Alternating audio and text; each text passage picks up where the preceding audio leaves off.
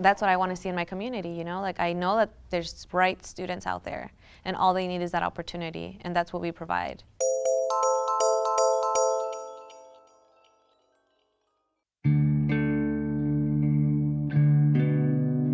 There's no point on continuing to try to get the best grades, try to get the best SAT scores, if there's not even an opportunity to finance your college education.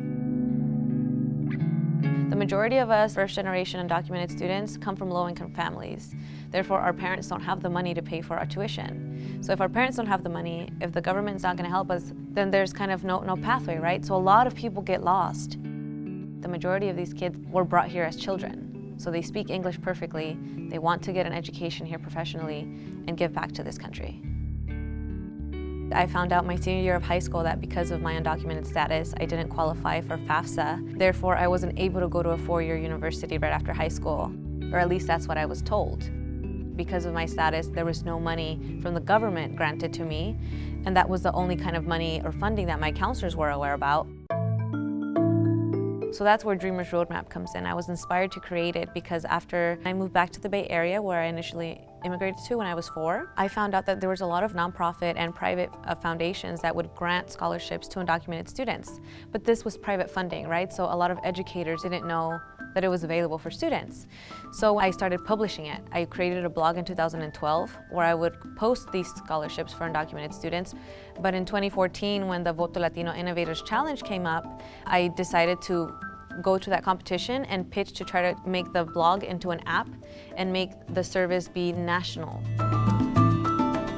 So the app is completely free. Once you download the app, you have 2 options. You have the option to create an account, which will ask you for your email, what state you live in, whether or not you have DACA, because DACA opened up more opportunities for scholarships because you now have a social security number, and we also ask their educational level. We funnel it down to these filters, so it's very easy for you to find scholarships that are tailored just for you.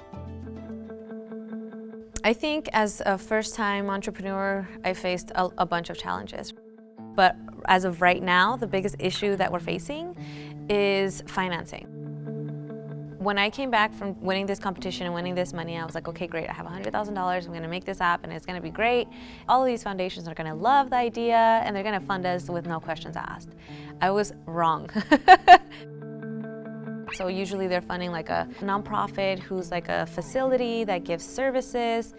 And we're like the total opposite of that, you know? We're like a virtual app helping kids like in different places in the country, so we can't really track everything. So that has been really hard. I'm volunteering right now because there's no funding. And I don't mind because this is my project, you know? Like I'm very passionate about this work, so whether I'm getting paid or not, like this needs to keep moving forward. Woo! Thank you very much for your time.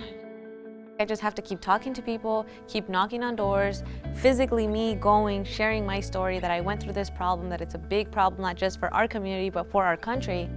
You have to be very passionate, very stubborn to not give up.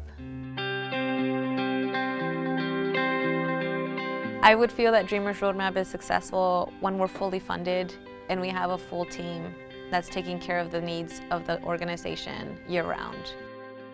And the aspects where I already do feel successful is the first time that I received an email from a student saying that the app like completely changed their view in college, that they were going to college because of the work we were doing.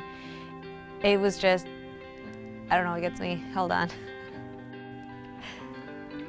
That's the reason why I do it, you know? When I pitched my idea in DC and I shared my story of my graduation and how I didn't want to get up from my seat because I knew as soon as I crossed that stage, that was it for me, you know? And to get these emails from these students, it's life-changing because I know they don't have to have that feeling. When they cross the stage, they have hope. When I had the idea to create this app, I said to myself, if I just change the life of one person, that's success for me. And thank God, like we've had that happen several times. To me, that's success. Changing the life of one person and feeling hope.